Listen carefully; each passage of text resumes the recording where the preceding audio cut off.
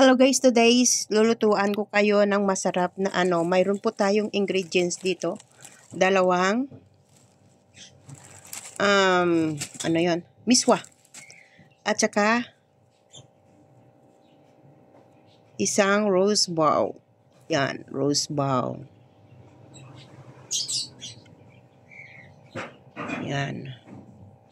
And then nag-fill na rin ako ng bawang, sibuyas.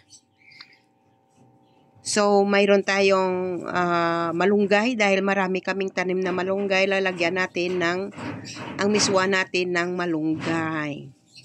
Yan. Ito po ay yung mga inano ko ay sa halagang 50 pesos. Yan. Huwag na tayo mag-inarte, no? 50 pesos lang po.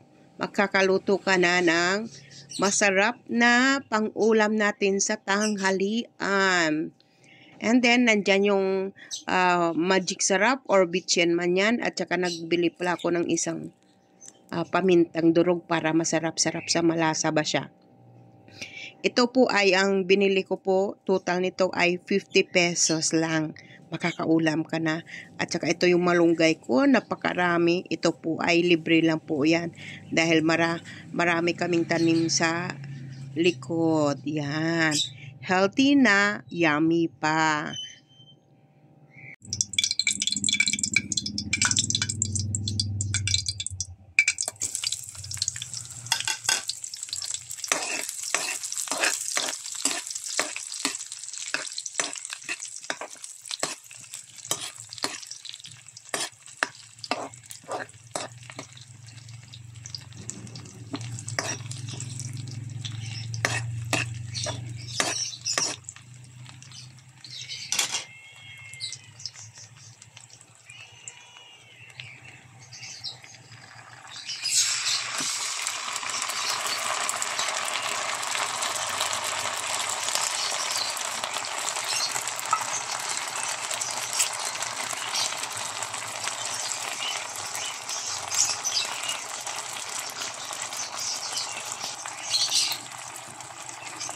Lagyan natin tubig.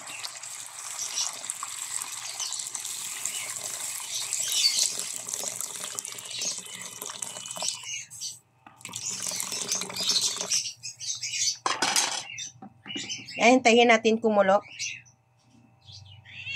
And guys, kumulo na siya. So, ilalagay na natin to ang ating miswa. Ilagay na po ang ating miswa, guys. Miswa.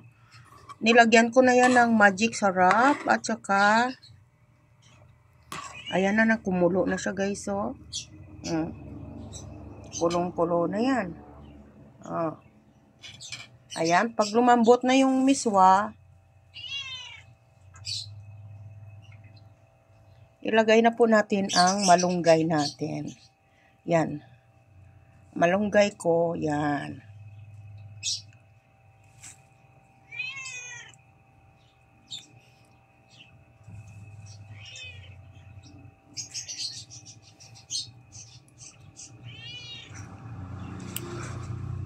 Itayin na lang natin kumulo, tapos ready na.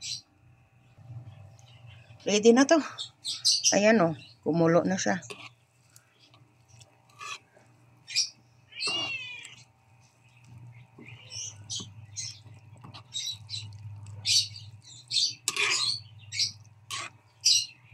Tayin natin yung yung malunggay, maluto.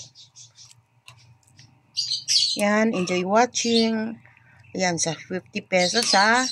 Kung marami naman kayo, gawin nyo ng 100. Ito kasi 3 na katao, to o 4 na tao na niluto ko. Ito o. Saan ka? Saan kayo dyan? Saan kayo dyan? Murang-murang ulam. Ready na yan. Thanks for watching. Yan.